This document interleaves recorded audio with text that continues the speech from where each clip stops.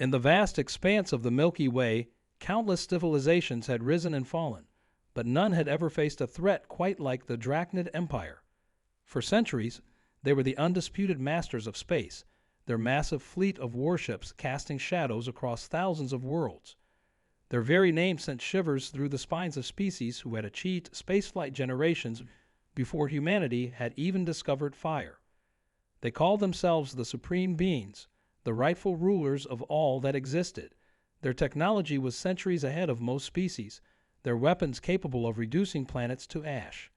The Drachnids had subjugated over 30 spacefaring civilizations, turning them into vassals who served only to feed their endless hunger for resources and power. But then, humanity reached for the stars. At first, the Drachnids didn't even consider Earth a threat. They saw us as they saw all emerging civilizations, primitive, weak, and ripe for conquest. Our first colonies on Mars and Europa were barely established when their scout ships began appearing at the edges of our solar system, testing our defenses, analyzing our capabilities. The galactic community tried to warn us. The Centaurians, who had suffered under Drachnid rule for 3 centuries, sent secret transmissions to Earth. Submit, they urged. Fighting only brings destruction. We've all tried. We've all failed. But there was something the Drachnids hadn't counted on, something that set humans apart from every species they'd encountered before. While other civilizations had developed their technology gradually over thousands of years of peace, humanity had forged its path through conflict and determination. Every advancement we made came from our need to overcome, to survive, to protect what was ours. When the Drachnid ultimatum arrived, surrender or be destroyed, Earth's response shocked the galaxy. Instead of cowering or attempting to negotiate, the United Earth Defense Council unveiled their secret weapon, the UES Nemesis. A single warship. The Drachnids laughed when they intercepted the transmission announcing its launch. One ship against an empire that commanded millions. It seemed like a joke, a final act of defiance from a species about to be erased from existence.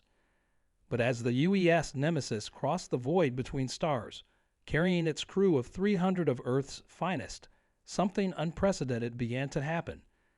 The ship's unique design, combining humanity's most advanced technology with strategies learned from centuries of warfare on Earth, proved to be unlike anything the galaxy had seen before. The Nemesis moved in ways that defied conventional space combat doctrine.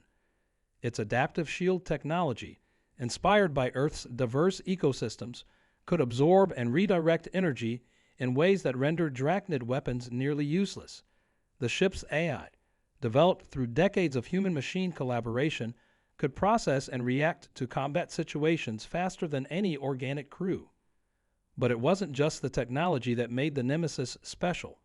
It was the human element, the unpredictability, the creativity, the sheer audacity of its crew that would soon turn the tide of this seemingly impossible battle. As the ship approached the first Drachnid stronghold, carrying with it the hopes of not just humanity, but every oppressed species in the galaxy, one thing became clear. The era of Drachnid supremacy was about to be challenged in a way no one had ever imagined possible. What happened next would become legend, a story told and retold across the stars for generations to come. This is the tale of how humanity, armed with a single warship and an unshakable spirit, showed the galaxy that sometimes the greatest powers can be brought low by the most unexpected of opponents. This is the story of the UES Nemesis and how it changed the course of galactic history forever. To be continued. The first engagement between the UES Nemesis and the Drachnid forces occurred in the Proxima Centauri system. Captain Sarah Chen stood on the bridge, her weathered hands gripping the command rail as the tactical display showed 5 Drachnid warships moving to intercept. 20 years of naval service had prepared her for many things, but this moment felt different. The weight of humanity's future pressed down on her shoulders like a physical force. Multiple energy signatures detected. Lieutenant Rodriguez announced from his station, his voice steady despite the tension. "They're charging weapons, Captain." The massive view screen showed the approaching Drachnid vessels, their distinctive bone-white hulls gleaming against the backdrop of space. Each one was 3 times the size of the Nemesis. But size wasn't everything. The Nemesis had been built with one purpose: to exploit the one weakness that all empires eventually develop: overconfidence. For centuries, the Drachnids had relied on overwhelming force and superior technology. They never needed to innovate, to adapt. Their tactics had remained unchanged for generations. Commander David Walker, the ship's tactical officer, had spent years studying every scrap of information about Drachnid battle strategies. "They're moving into standard attack formation," he reported, "just like the simulations. They still think we're primitive newcomers." A ghost of a smile crossed his face as he input the final calculations into his console. The Nemesis's revolutionary quantum drive hummed to life, its pitch rising as power flowed through systems that had never been tested in actual combat. The ship's AI, nicknamed Aurora by the crew, began processing combat scenarios at speeds no organic brain could match. But it wasn't working alone. It was partnered with human intuition and creativity, creating a hybrid decision-making system unlike anything in known space. "All hands, battle stations," Captain Chen's voice rang through the ship. "Remember your training. Remember Earth." The crew's response was immediate and precise. They'd drilled for this moment thousands of times, but now it was real. Humanity's best and brightest, chosen from every nation, every background, united in purpose. The Drachnid ships opened fire first, just as expected. Their energy weapons, capable of vaporizing conventional vessels, lanced out across space. But the Nemesis's shields weren't conventional. Based on breakthrough research in quantum field manipulation, they didn't just block energy, they absorbed and redirected it. "Shield efficiency at 115%, reported Lieutenant Zhang from engineering. "The more they hit us, the stronger we become." It was the first practical application of the Thomson-Patel theory of energy reciprocation, named after the brilliant scientists who had discovered it just 3 years earlier. The Drachnid commanders, watching their initial salvos fail, did exactly what decades of unchanging doctrine had programmed them to do. They moved closer, intensifying their attack. They couldn't comprehend that their greatest strength was being turned against them. But the true surprise was yet to come. As the Nemesis's systems charged with absorbed energy, Captain Chen gave the order they had all been waiting for: "Initiate Maneuver Theta. Let's show them what humanity can do." What happened next would be debated in military academies across the galaxy for centuries to come. The Nemesis executed a series of moves that should have been impossible for a ship its size, its quantum drive bending space in ways the Drachnids had never seen. The ship seemed to be everywhere and nowhere at once, each position calculated by Aurora and refined by human intuition. As the Nemesis danced through space, preparing to demonstrate the full potential of human ingenuity, a transmission was intercepted from one Drachnid ship to another. The universal translator parsed it slowly, but when it finally came through, the bridge crew couldn't help but share knowing looks. The message contained just 3 words: "What are they?" The next few moments aboard the UES Nemesis would reshape the understanding of space warfare forever. As the ship's quantum drive reached peak efficiency, Captain Chen's voice remained steady, but there was a glint of determination in her eyes. "Activate the Helios protocol," she ordered, and the bridge crew felt the familiar surge of power through the ship's systems. The Helios protocol was humanity's ace in the hole, a revolutionary combat system that combined dozens of breakthrough technologies into something entirely new. Every time the Drachnids fired their energy weapons, the Nemesis's adaptive shields didn't just absorb the energy. They channeled it through a series of quantum matrices, converting it into pure computational power for Aurora's combat systems. "Multiple Drachnid reinforcements detected," Commander Walker announced, his fingers dancing across his tactical display. 7 more warships dropping out of hyperspace. The new arrivals took up attack positions, their massive forms creating an intricate web of overlapping firing solutions. They thought they were trapping the Nemesis. They couldn't have been more wrong. Lieutenant Zhang's voice came over the comm from engineering, excitement barely contained. "Captain, the energy conversion matrix is at maximum capacity. We've never tested it at these levels before." The entire ship hummed with stored power, every system pushed to its theoretical limits. This was the moment of truth. Everything Earth's best scientists and engineers had theorized about quantum energy manipulation was about to be put to the ultimate test. The Dracnids had grown complacent with their technological superiority, never imagining that a younger species could innovate beyond their understanding. "Their fleet commander is demanding our surrender," Lieutenant Rodriguez reported, a touch of irony in his voice. The tactical display showed all 12 Dracnid warships moving into a spherical formation around the Nemesis, their weapons charged and ready. Captain Chen stood from her command chair, her posture reflecting years of discipline and determination. "Send them our response," she ordered. The message was brief, transmitted in all known galactic languages. The human spirit cannot be conquered. The Nemesis's systems began a cascading activation sequence, lights dimming throughout the ship as power was redirected to the experimental weapon systems. Aurora's processing core reached temperatures that would have melted conventional computers, but the quantum-cooled circuits held steady. "Helios protocol at 90%, Commander Walker reported. Targeting solutions locked." The Dracnid ships tightened their formation, still not understanding that they were playing directly into humanity's hands. Their sensors couldn't detect what was building within the Nemesis's core. No one in the galaxy had ever seen anything like it before. Through the viewscreen, the crew watched as the Dracnid ships charged their main weapon arrays. The energy readings were off the charts, enough firepower to reduce a small moon to atoms. But that was exactly what the Nemesis had been designed for. "Helios protocol at maximum capacity," Aurora's synthetic voice announced, its usual calm tone carrying an undercurrent of anticipation. The AI had evolved beyond its original programming through its partnership with the human crew, developing an understanding of timing and dramatic effect that no one had anticipated. Captain Chen took a deep breath, her hand hovering over the command interface.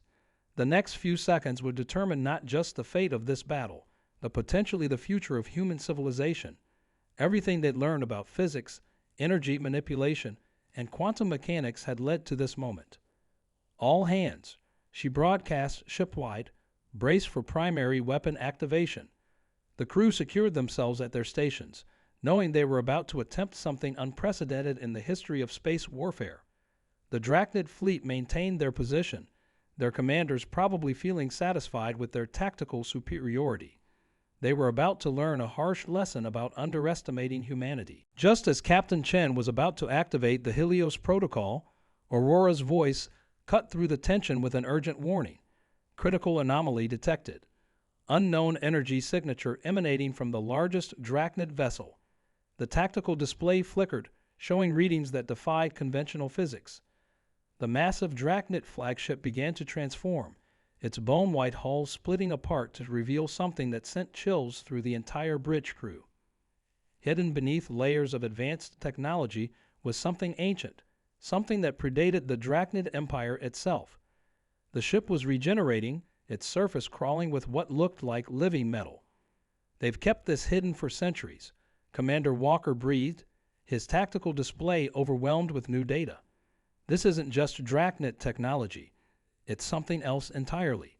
The transformed flagship now dwarfed its companions, its new form resembling a creature from humanity's deepest nightmares. Lieutenant Zhang's voice crackled over the comm, tinged with urgency.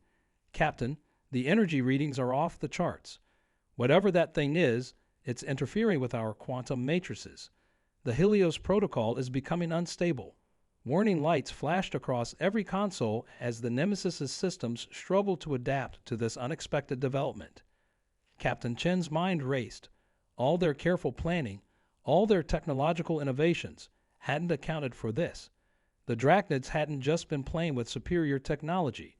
They'd been guarding an ancient secret, waiting for the right moment to reveal their true power. "Ancient records identified," Aurora announced, its processors working overtime to analyze the new threat. Similar structures mentioned in artifacts from extinct civilizations.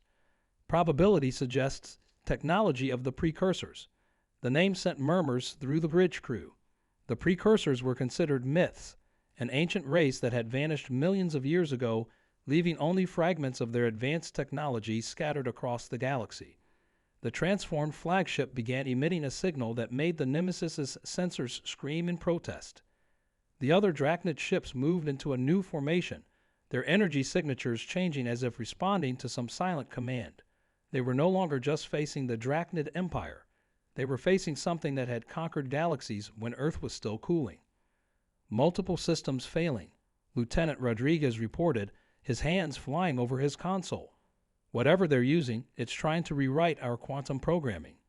Aurora is fighting back, but his voice trailed off as new warnings flooded his screen. Captain Chen stood firm, her mind already formulating a new strategy. Humanity had faced extinction-level threats before, had overcome impossible odds through history. This would be no different. Lieutenant Zhang, divert all power to the neural interface. Aurora, initiate emergency protocol Omega. The eye's response was immediate. Captain, emergency protocol Omega has never been tested outside simulation. The risk to the human crew is, Chen cut it off. We didn't come this far to back down now. Humanity didn't reach the stars by playing it safe. The bridge crew watched in amazement as their captain interfaced directly with Aurora through her neural link, something that had been theoretically possible but never attempted in combat. The merger of human consciousness with artificial intelligence was dangerous, potentially fatal, but it might be their only chance against this ancient threat. As Captain Chen's mind merged with Aurora's vast database, fragments of long-lost knowledge began to surface. The precursor technology had a weakness. It had to have one. Everything they learned about the universe told them that no system was perfect, no defense absolute. The transformed flagship loomed before them, its surface now rippling with energy patterns that defied natural law.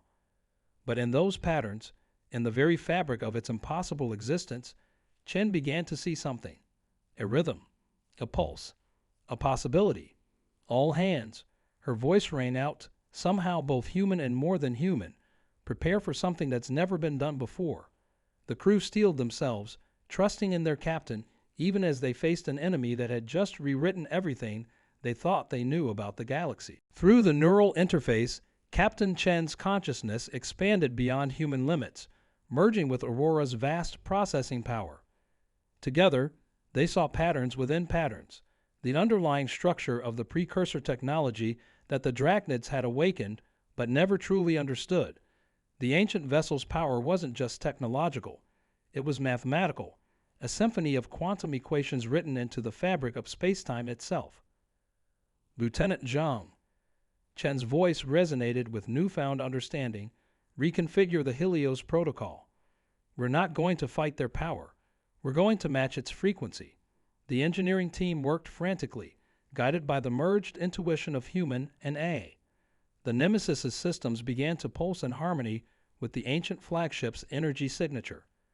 The Drachnid commander, sensing something was wrong, launched a full assault. Energy beams from 12 ships converged on the Nemesis, but instead of attempting to absorb or deflect them, the human vessel began to resonate at the exact frequency of the attacks. The space between the ships started to ripple, reality itself bending under the strain of opposing forces operating in perfect synchronization.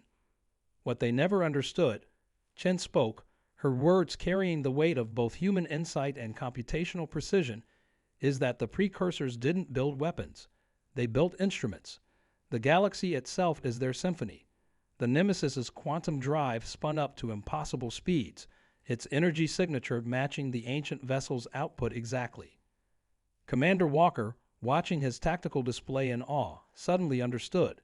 They're using it like a battering ram, he said, but we're using it like a tuning fork. The Nemesis began to vibrate at a frequency that shouldn't have been possible, its hull singing with the same resonance as the precursor technology.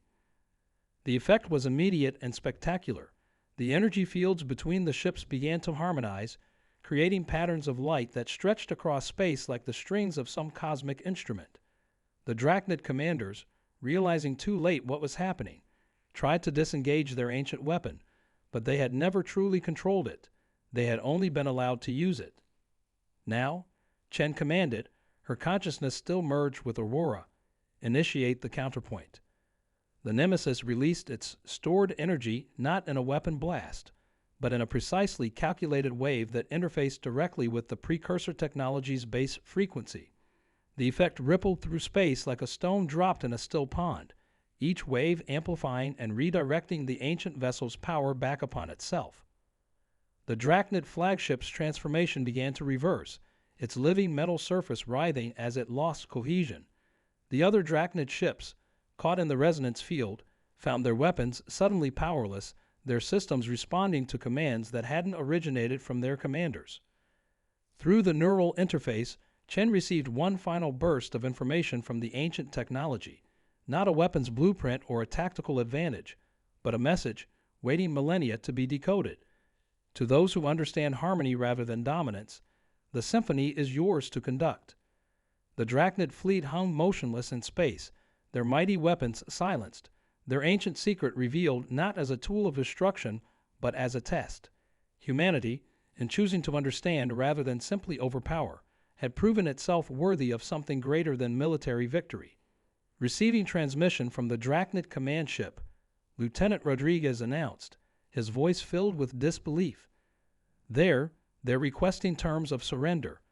The bridge crew held their breath, watching as their captain slowly disconnected from the neural interface, her eyes holding the weight of newfound knowledge. "Tell them," Chen said, standing straight despite the strain of her unprecedented mental journey, "that the terms are simple: harmony or silence. Their choice." As the message was transmitted, the Nemesis's system slowly returned to normal, but something had fundamentally changed. Humanity had not just won a battle. They had inherited a legacy, proven themselves worthy of secrets that the Drachnids, for all their power, had never truly grasped. The galaxy would never be the same, and somewhere, in the vast depths of space, other precursor instruments waited, their songs silent until those who understood harmony came to wake them. In the days following the battle, the implications of what had transpired near Proxima Centauri began to ripple through the galaxy. The Nemesis's victory wasn't just a triumph of human ingenuity. It was a fundamental shift in the balance of power, but not in the way anyone had expected. The Drachnid Empire, which had terrorized countless civilizations for centuries, didn't collapse into chaos as many had hoped. Instead, something far more remarkable occurred. Captain Chen, still processing the knowledge gained from her merger with Aurora, stood before the United Earth Defense Council, explaining what they had discovered. The precursors weren't building an empire, she told them, her voice carrying the weight of ancient wisdom. They were creating a symphony of civilizations, each meant to contribute its own unique note to the galaxy's grand composition. The Drachnids, humbled by their defeat and the revelation of what their prized weapon truly was, began a remarkable transformation. Their new leadership, younger and less bound by traditional doctrine, reached out to the humans not as conquered foes, but as students eager to learn. They had possessed the keys to unimaginable power for centuries, but had never understood the true purpose of their inheritance. The Nemesis's crew became teachers, showing other species how to listen to the cosmic frequencies that pervaded space. Lieutenant Zhang's engineering team worked alongside their former enemies, discovering that the precursor technology responded differently to each species, creating harmonies that could only be achieved through cooperation. Commander Walker, reviewing the battle data with military strategists from a dozen worlds, couldn't help but smile at the irony. "We spent so long preparing for war," he said, "that we almost missed the greatest peace offering in galactic history." The tactical displays that had once shown weapon ranges and shield strengths now mapped harmonic frequencies and resonance patterns. The liberated species, those who had suffered under Drachnid rule, found healing in the strange new art form that blended technology and music, science and soul. The Centaurians, who had warned Earth to submit, now stood as equals in the growing symphony of civilizations. Their unique perception of quantum frequencies added depths to the harmony that humans alone could never have achieved. Aurora, forever changed by its merge with Captain Chen's consciousness, began teaching other AIs how to interpret the patterns hidden in the fabric of space. The merger of organic intuition and artificial precision opened doorways to understanding that the precursors had prepared for but never witnessed. But perhaps the most profound change was in how species viewed their place in the cosmos. The revelation that the galaxy itself was an instrument waiting to be played properly shifted perspectives from conquest to cooperation. The Drachnids, once seen as unstoppable conquerors, became known as the species who had guarded the greatest treasure in history, even if they hadn't known what it truly was. 1 year after the battle, Captain Chen stood on the Nemesis's observation deck, watching ships from dozens of species arrive for the first intentional performance of what historians would later call the Galactic Symphony. Each vessel, incorporating principles learned from the precursor technology, would add its voice to a harmony that could be felt across light years. Ready to conduct? Aurora asked, its voice carrying a warmth that would have been impossible before their shared experience. Chen smiled, looking out at the vast array of ships, former enemies and allies alike, all now part of something greater than their individual ambitions. You know, she said, I think this is what we were meant to find out here. Not conquest, not dominance, but harmony. As the symphony began, its resonance spreading through space like ripples in a cosmic ocean, the truth became clear. The Drachnids had terrorized the galaxy until humanity sent a single warship, but what they had really sent was the key to unlocking a legacy of peace that had waited millions of years to be discovered. In the end, the greatest victory wasn't won through superior firepower or tactical brilliance, but through the simple willingness to listen to the music of the spheres.